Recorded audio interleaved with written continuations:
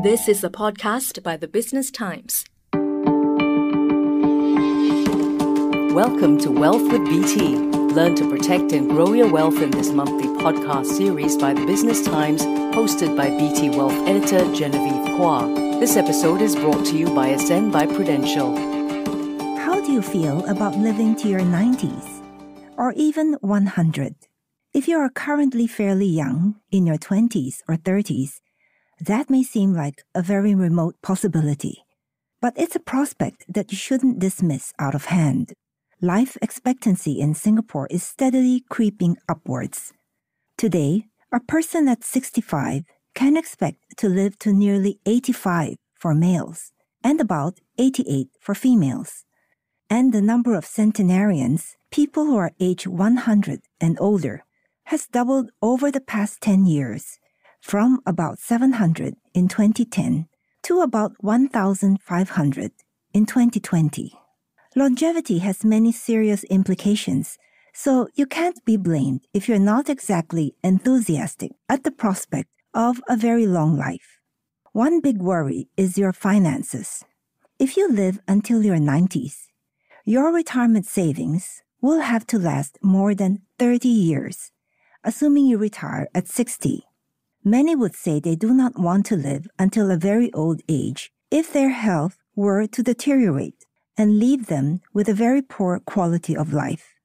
Yet another worry is, who is going to take care of you? Singaporeans are having smaller families, and some choose not to have children at all. Traditionally, children are seen as a pillar of support for elderly parents, but this may not be the case in the future. Millennials today are fairly realistic about the future. A survey by Prudential called Saving for 100 found that only 30% expect their children to care for them in their senior years. But the prospect of a long life should not inspire fear or dread, because really, longevity is a gift. You'll have more time to spend with and deepen your relationships with family and friends. You have time to build up your savings. And this is no small matter.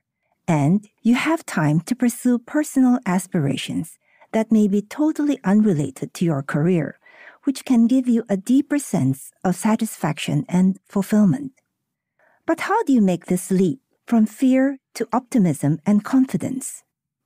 Financial planning is key. We often equate financial planning with retirement savings, but it encompasses much more than that. What are the elements of a holistic plan?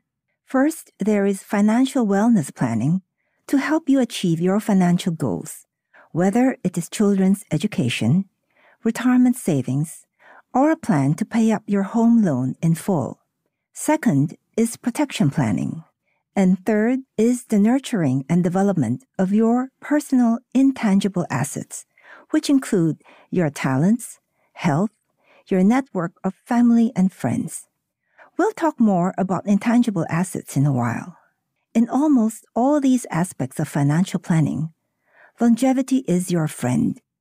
We asked Goh Theng Kiat, Prudential's Chief Customer Officer, for his insights on financial planning and why time is on your side.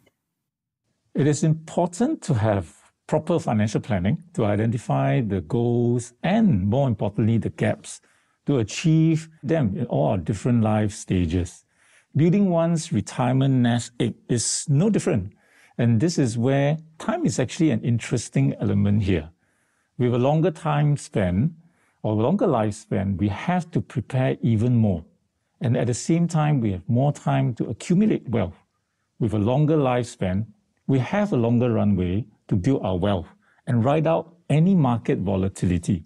Time can actually be our greatest asset if we stay invested, especially if we start young. There are a few key principles to saving for retirement. 1. Start early. A small amount put aside regularly into a sensible, balanced portfolio enables you to harness the power of compounding.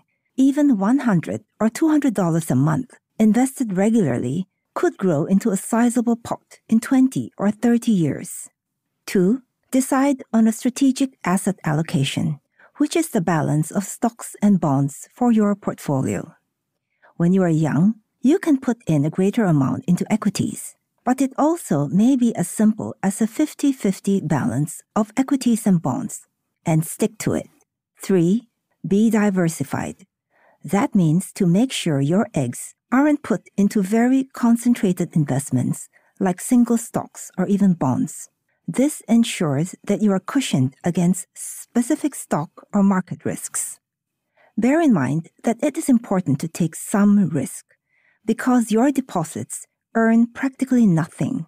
While you won't lose your capital in deposits, you run the very big risk that over the long run, your assets do not achieve enough growth to fund your living expenses later in retirement, let alone keep up with inflation. A holistic plan also takes care of your intangible assets, which I mentioned earlier. Intangible assets are your talents and special interests, family and friends, and even your reputation and health. Cultivating all these could give you a deep sense of fulfillment, even if they do not yield an income.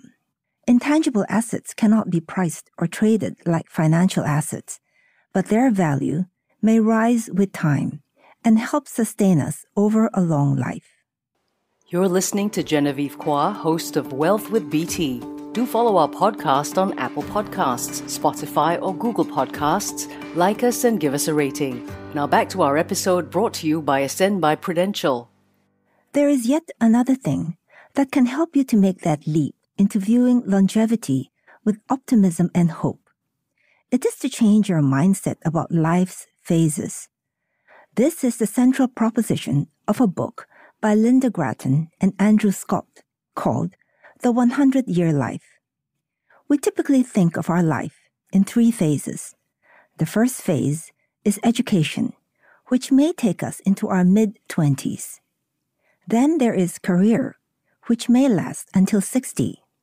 And then retirement for maybe 30 or 35 years. But if we are to live fulfilling lives to our 90s or even 100, we need to break free from this box of a 3-stage life and think of our lives as multi-stage.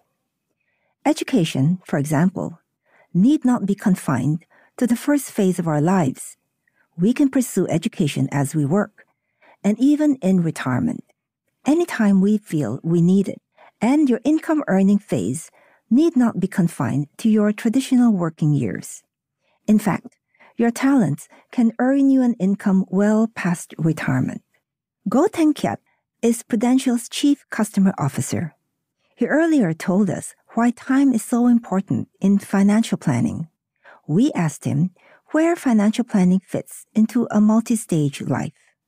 In a multi-stage life, we would have different goals at the different various life stages. Financial planning becomes crucial when we reach each of these different stages of life. In pursuing these goals, there may not be any active income that we'll be receiving. And yet, we need to bear in mind that these goals perhaps would need resources for it to be fulfilled and to be achieved. For example, I think among some of our friends, we would find some of them returning to school in their 40s to pursue their knowledge in an interest area they have always been interested in, or to actually start a business in the later part of their life, perhaps even in their 60s. All these goals would need some form of resources for them to be achieved. As we get ready for 100, we need to take care of other things as well, besides just our finances. This would include our health, personal development, and relationship. It's important to take care of all of them, remain open to learning and new work opportunities, and develop supportive relationships to help us actually be very healthy mentally and emotionally. These are the areas that we need to focus on to thrive in the longer life and get ready for 100.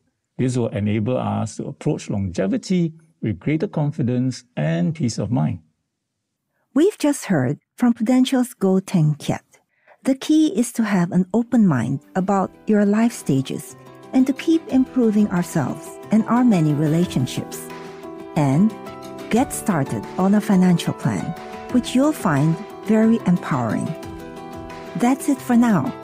I'm Genevieve Cua, your host of the Wealth with BT podcast. This episode of Wealth with BT is brought to you by Ascend by Prudential.